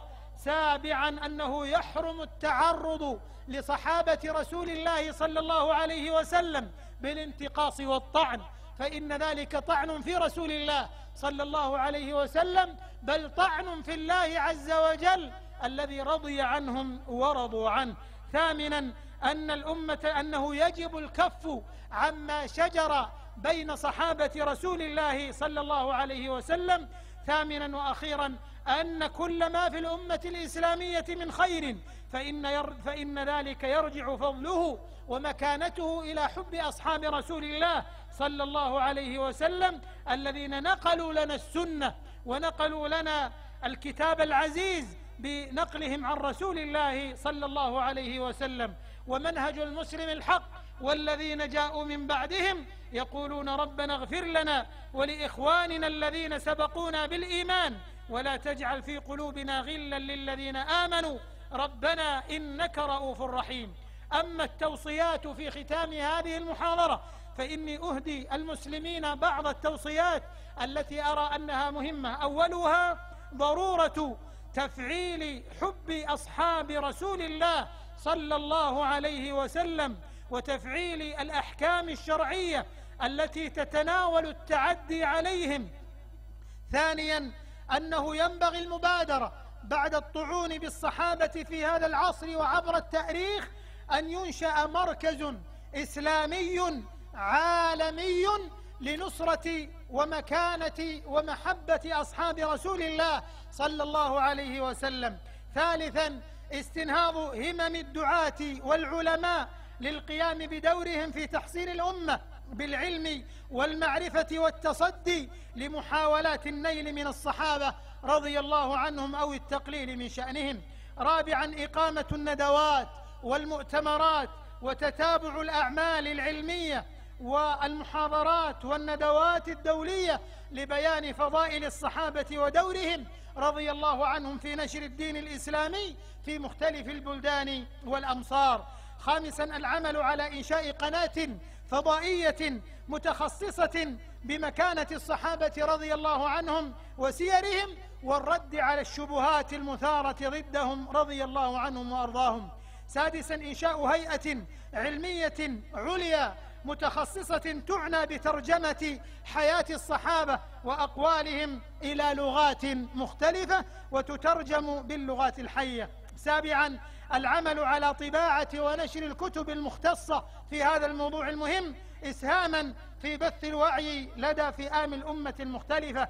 ثامنا أن تضاف مادة في مناهج التعليم الابتدائي والمتوسط والإعدادي والثانوي وفضلا عن الجامعي إلى حياة الصحابة رضي الله عنهم وبيان مكانتهم لتوعية النشء والجيل الذي يخشى أن ينحرف أو أن ينصد بفعل المؤثرات الكبيرة.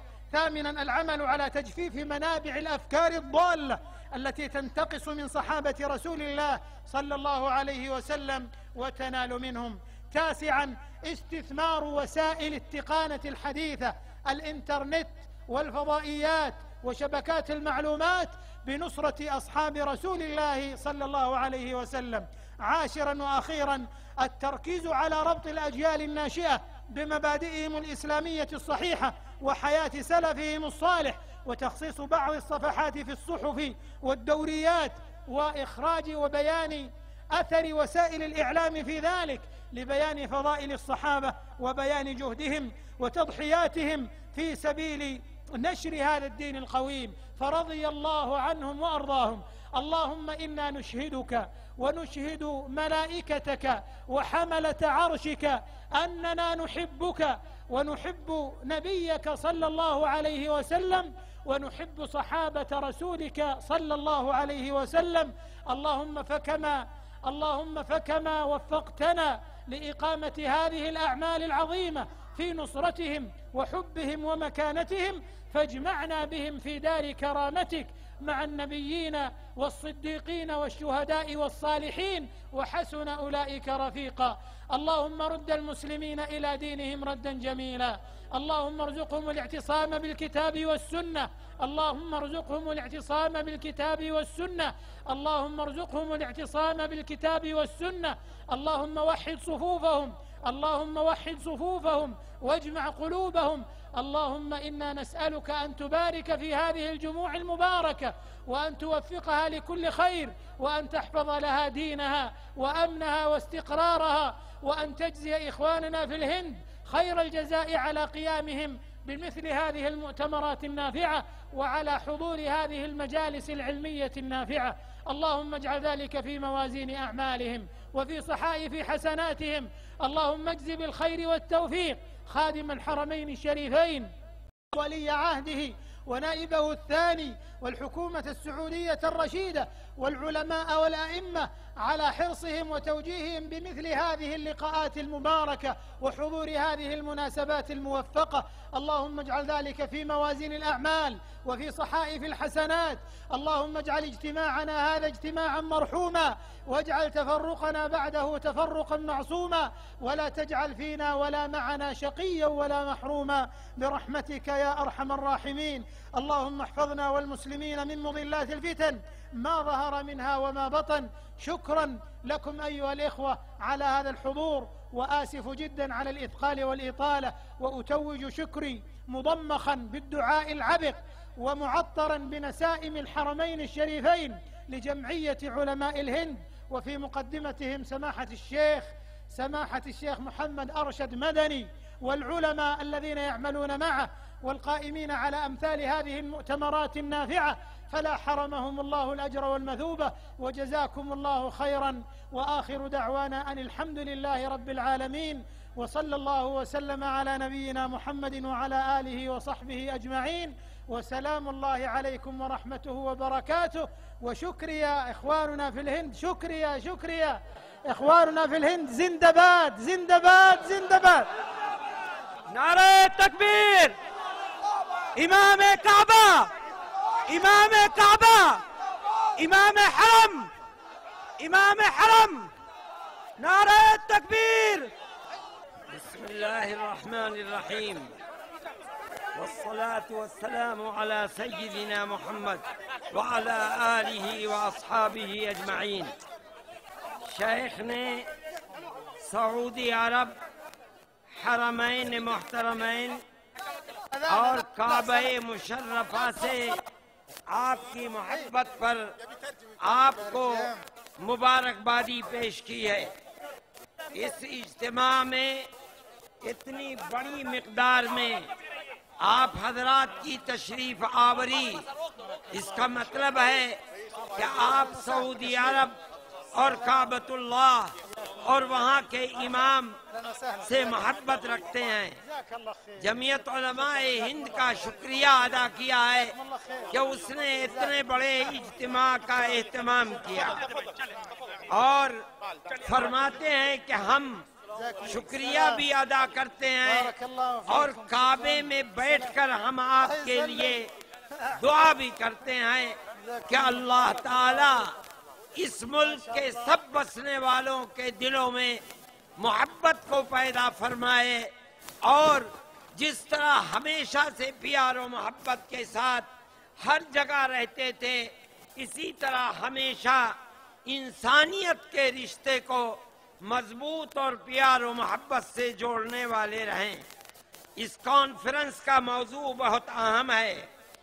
सहाबा की मोहब्बत जुज़्वे ईमान है।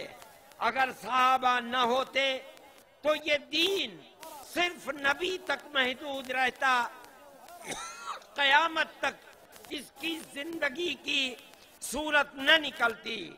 लेकिन ये दीन जिंदा है और हमारा अकीदा है कि हमेशा जिंदा रहेगा क़यामत तक।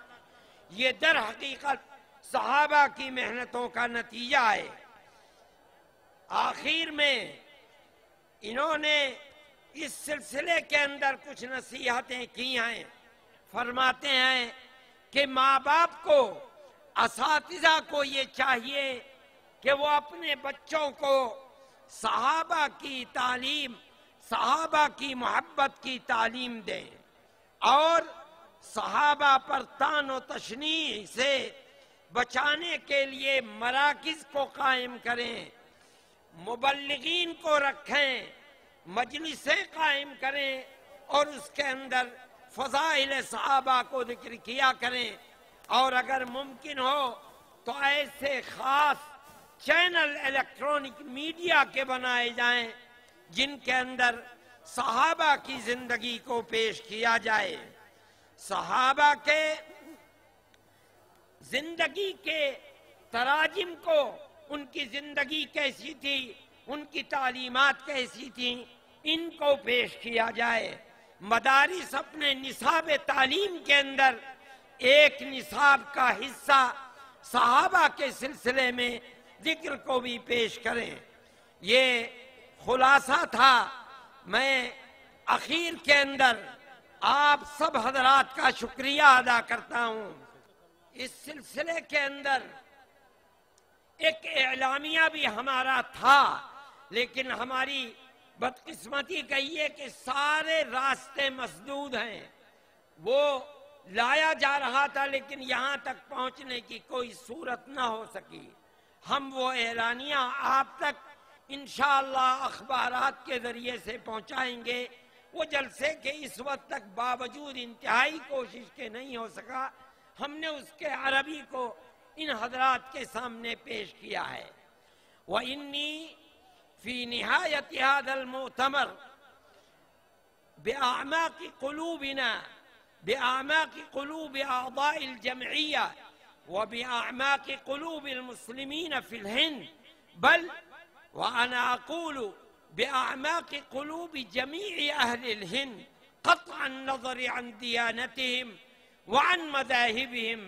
نشكر فضيلة الشيخ الإمام المحترم على أنه شرفنا ولبانا على دعوتنا، وإني أقول بصراحة أننا ما استطعنا أن نؤدي الواجب علينا، وإننا سببنا الإزعاج له في دلهي وخاصة في ديوبند، ولكننا في الحقيقة بأعماق قلوبنا يعلم الله تبارك وتعالى حبكم وحب سعادتكم وسماحتكم، والذي ظهر شيء سبب القلق إنما هو ليس ذلك من عملنا ولكنه من شدة الزحام، والزحام أيضا دليل على حبكم، فنحن نرجوكم العفو ونسأل الله تعالى أن يتقبل هذه الجهود وهذا المؤتمر، ونسأل الله تعالى أن يعمم رسالة هذا المؤتمر إلى جميع المسلمين خاصة في الهند وإلى جميع المسلمين في العالم. وصلى الله تعالى على خير خلقه سيدنا محمد وعلى آله وأصحابه أجمعين. یہ حقیقت ہے کہ ان حضرات نے اپنے جس تعلق کا اظہار کیا ہے وہ بڑی عجیب و غریب چیز ہے۔ میں ان کے سامنے کہتا ہوں کہ اتنا بڑا میڈیا اگر کوئی شخص اس کو بلائے تو 50 لاکھ روپیہ خرچ کرے۔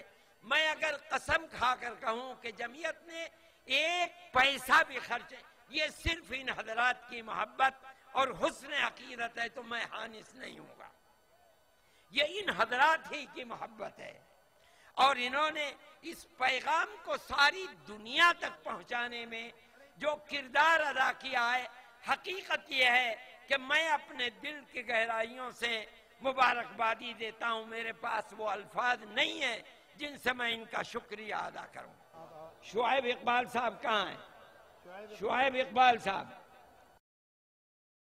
तादाद के अंदर जो तारीखी रामलीला मैदान के अंदर मैं समझता हूँ कि 10 लाख से कम की नहीं है। इस वक्त पुलिस और इंटेलिजेंस और तमाम डिपार्टमेंट ने बताया है कि 10 लाख के करीब माशाल्लाह जो फर्जदान तौहीद यहाँ पहुँच चुके हैं। और इंशाअल्लाह शेख जो इमाम काबा है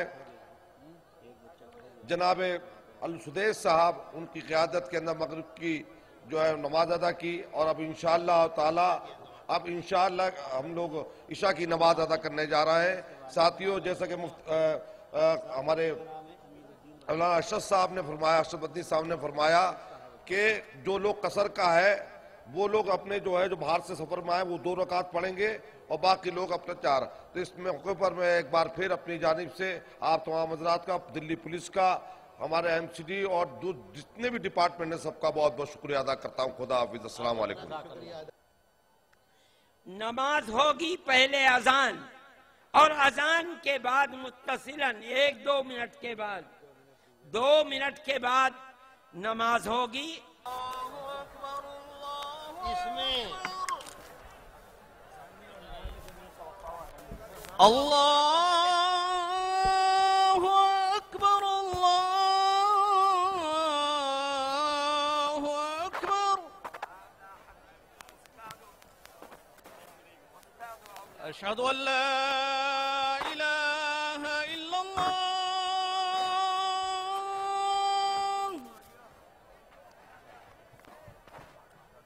अशहदु अन ला इलाहा इल्लल्लाह,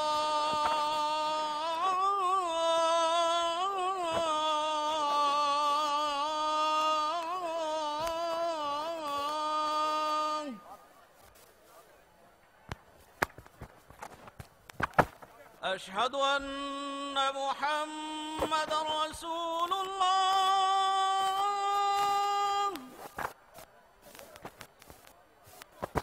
अशहदु अन्न मुहम्मदर रसूलुल्लाह।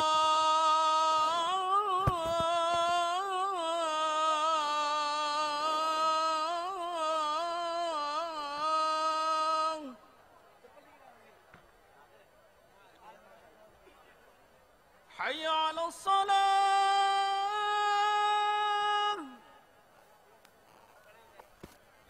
हय्य अला الصلاة,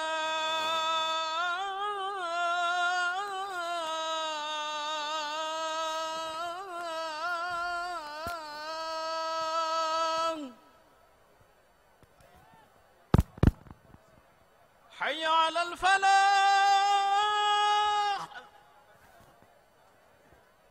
حي على الفلاح.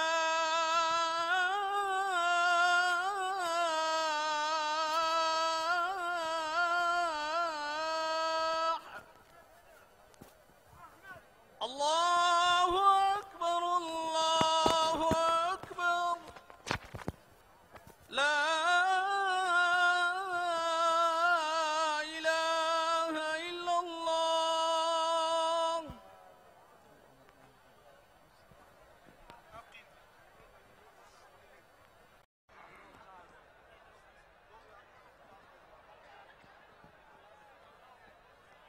أقم.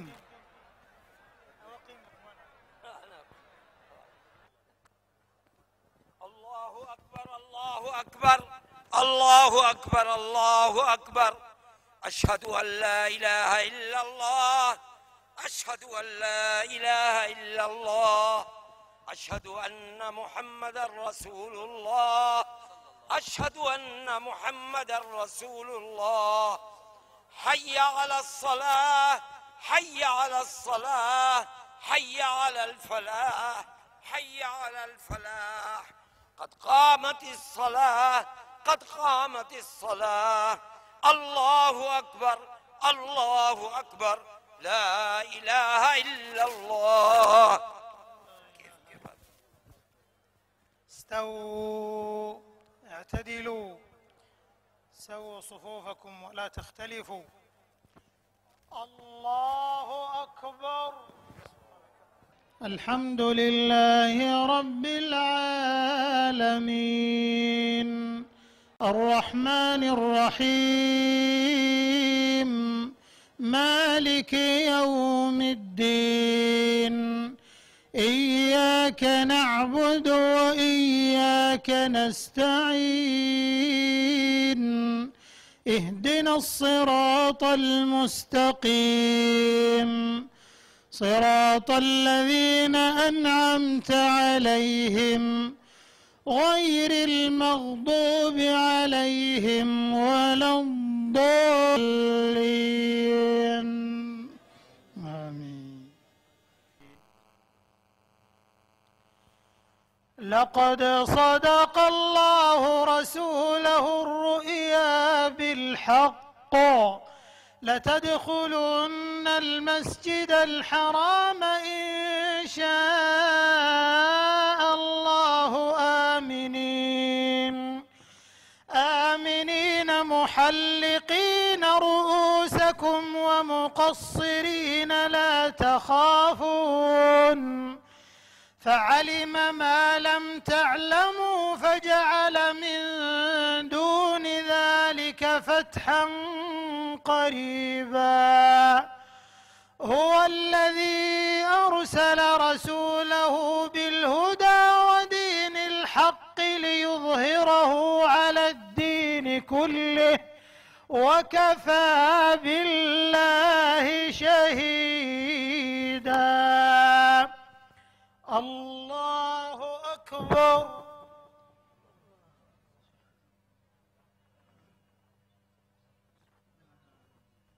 سمع الله لمن حمده.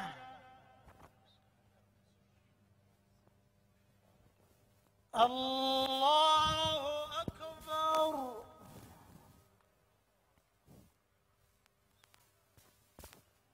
الله أكبر.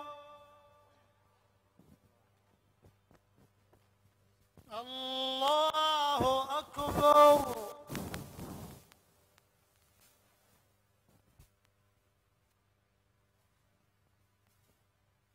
الله أكبر. الحمد لله رب العالمين الرحمن الرحيم مالك يوم الدين إياك نعبد وإياك نستعين اهدنا الصراط المستقيم صراط الذين أنعمت عليهم غير المغضوب عليهم ولا الضالين.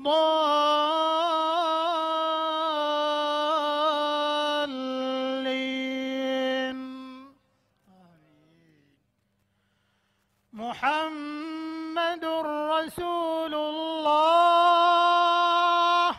والذين معه أشداء على الكفار رحماء بينهم تراهم ركعا سجدا يبتغون فضلا من الله ورضوانا سيماهم في وجوههم من أثر السجود ذلك مثلهم في التوراة ومثلهم في الإنجيل كزرع أخرج شطأه فآزره فاستغلظ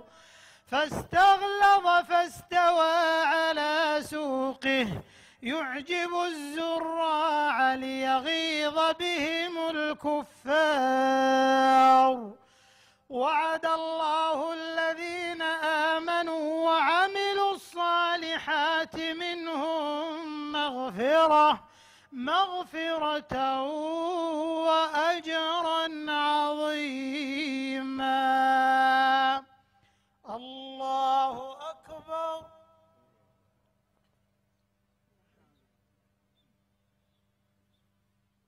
سمع الله لمن حمده. الله أكبر.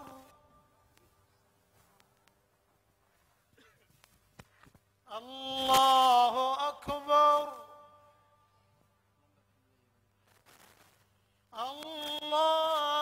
أكبر.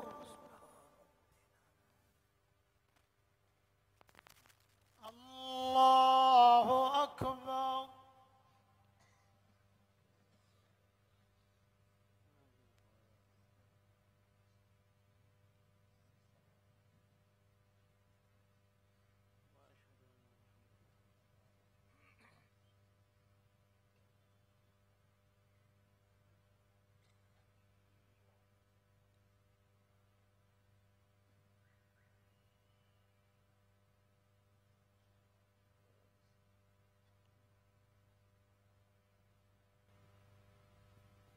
السلام عليكم ورحمة الله. السلام عليكم ورحمة الله.